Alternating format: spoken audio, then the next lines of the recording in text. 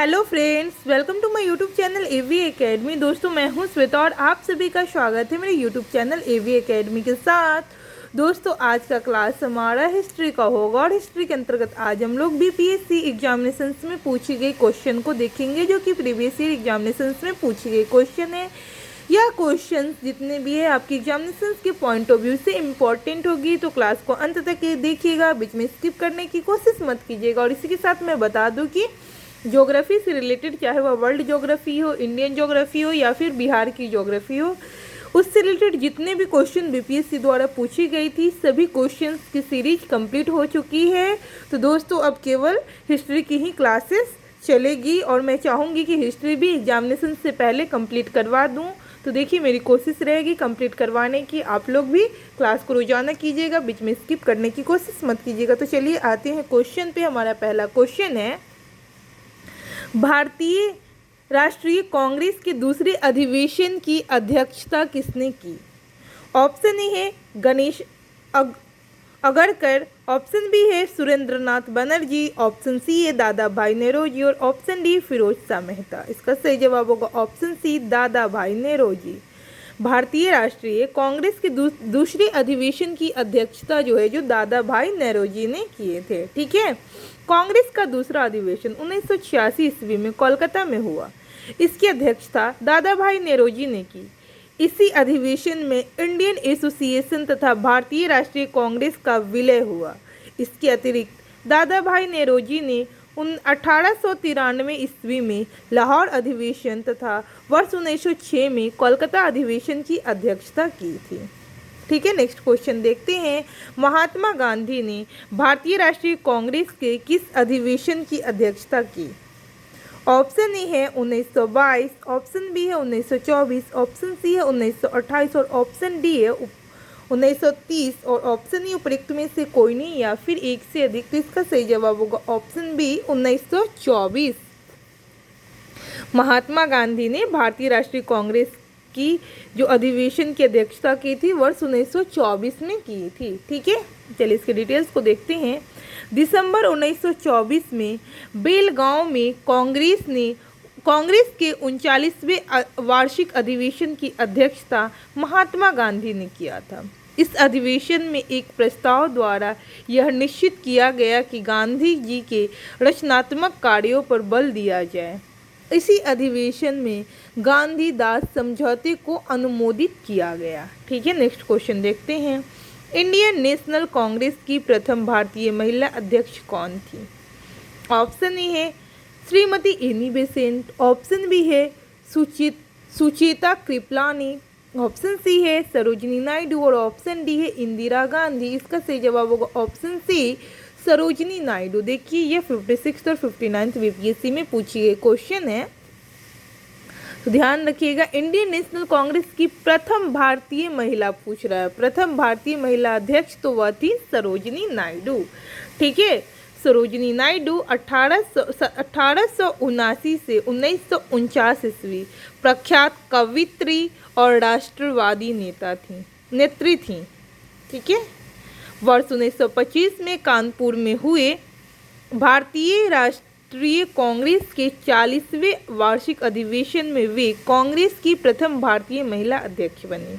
वे महात्मा गांधी की विश्वास पात्र और निष्ठावान सहयोगी थीं। स्वतंत्रता संग्राम में भाग लेने पर इन्हें कई बार जेल भी जाना पड़ा। वर्ष 1947 से 49 में यह उत्तर प्रदेश की राज्यपाल भी रहीं। ठीक है, नेक्स्ट क्वेश्चन।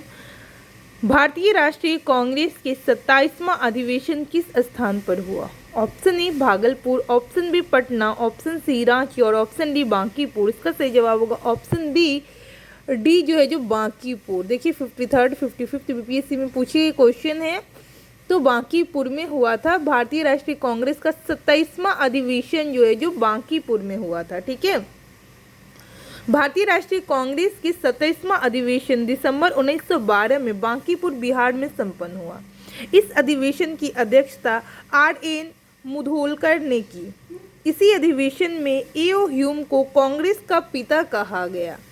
यानी कि इसी अधिवेशन में 27वां अधिवेशन जो पटना के बांकीपुर में हुआ था, बांकीपुर में इसमें एओ ह्यूम ने कांग्रेस को पिता कहा था, ठीक है, मतलब पिता कहा गया एओ ह्यूम को, ठीक है। आगे देखते हैं। नेक्स्ट क्वेश्चन है, मद्रास में रैयतवाड़ी पद्धति को किसने प्रारंभ किया था?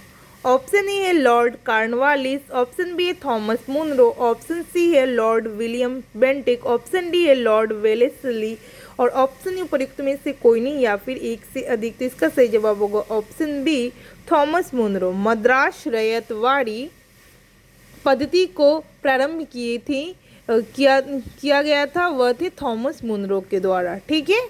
डिटेल्स देखते हैं।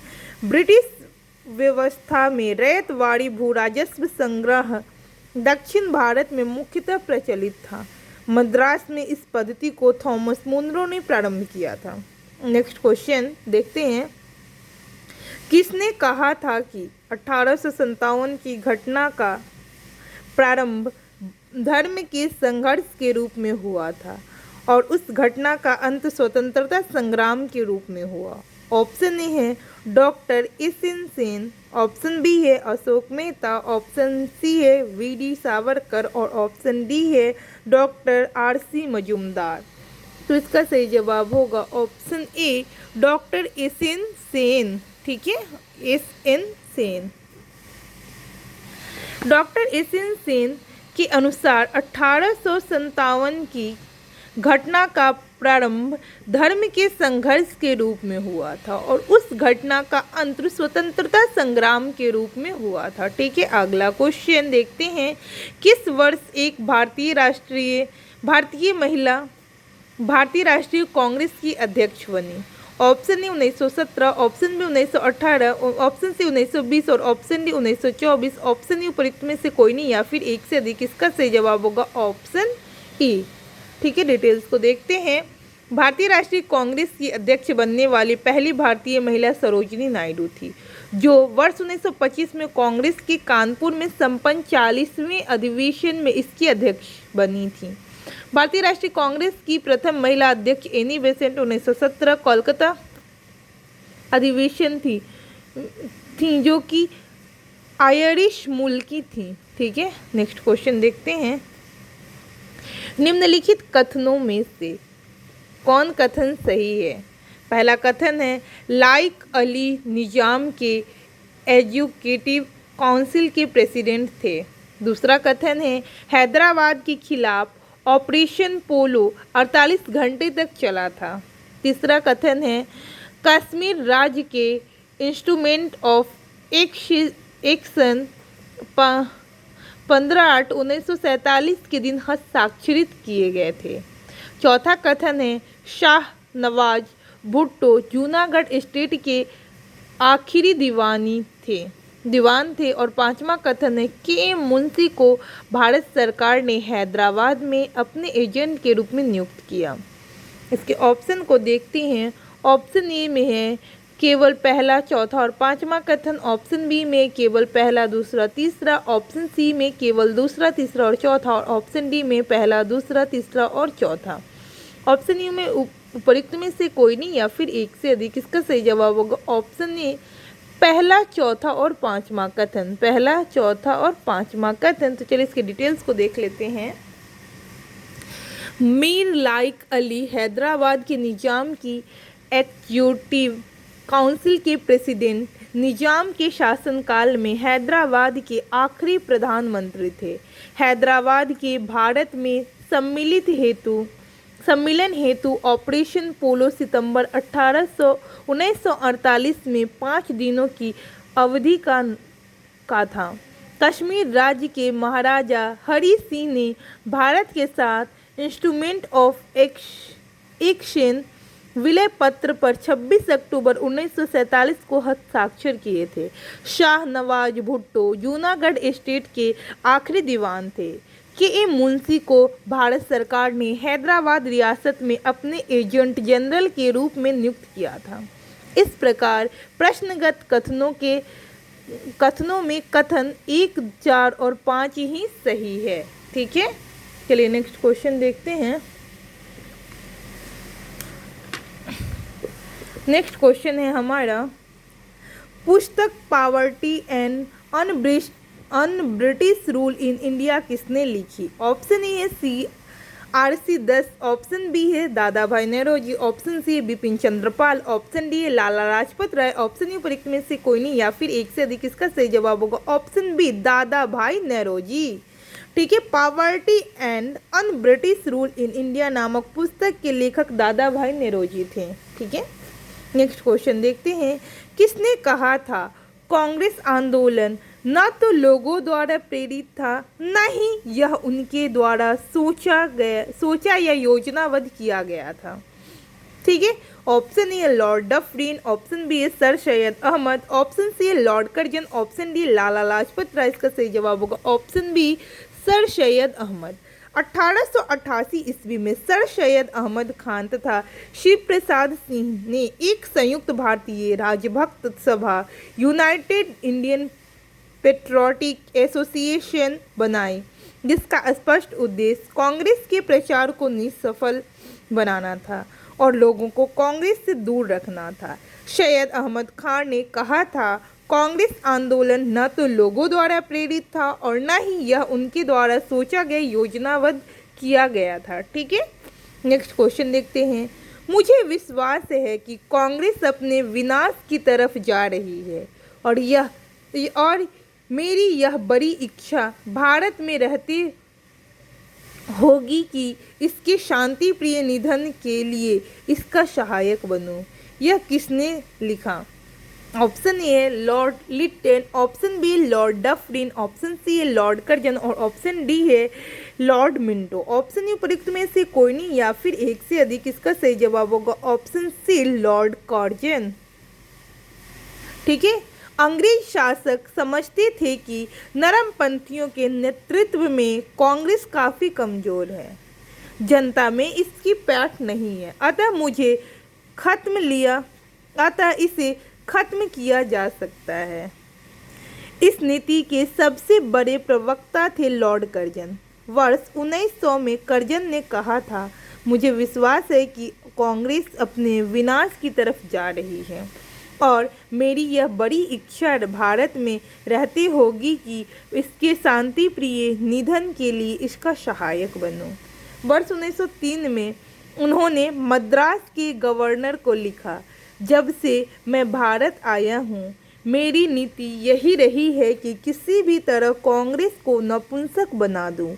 वर्ष 1904 में कर्जन ने कांग्रेस अध्यक्ष के नेतृत्व में प्रतिनिधिमंडल से मिलने से इनकार कर दिया था। ठीक है, नेक्स्ट क्वेश्चन देखते हैं। निम्न में से किस वायसराय के कार्यकाल में भारतीयों को राय बहादुर और खान बहादुर उपाधियां प्रदान करना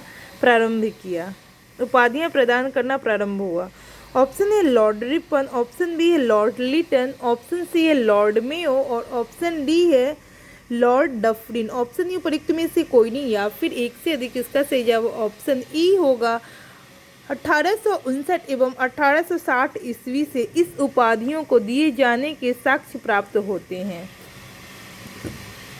नेक्स्ट क्वेश्चन है, अधिकतर नरमपंथी नेता थे।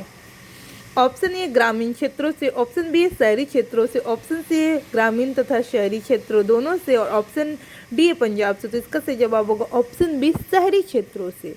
उदारवादी राजनीति तथा राजनीतिक भिक्षावृत्ति के युग में अधिकांश नरमपंथी नेता यथा दादा भाई नौरोजी, फिरोज शाह मेहता, दिनसा वाचा, व्योमेश बनर्जी और सुरेंद्र नाथ बनर्जी जैसे नेता शहरी क्षेत्रों से संबंध थे। इस काल में कांग्रेस पर समृद्धशाली मध्यवर्गीय बुद्धिजीवियों का, जिनमें वकील, डॉक्टर, इंजीनियर, पत्रकार एवं साहित्यिक व्यक्ति सम्मिलित थे, का अधिकार था। उपाधियां और बड़े बड़े पद इन लोगों के लिए आकर्षण रखते थे। कांग्रेस में आने वाले ये प्रतिनिधि बड़े बड़े नगरों से आते थे और उन साधारण में इनका कोई संपर्क नहीं था। फिरोज शाह मेहता ने स्वयं कहा था, कांग्रेस की आवाज़ जनता की आवाज़ नहीं है, परंतु उनके साथ रहने वाले अन्य देशवासियों का यह कर्तव्य है कि वे इनकी भावनाओं को समझें और उन्हें व्यक्त करें कि उनके उपचार का प्रयत्न करें। ठीक है,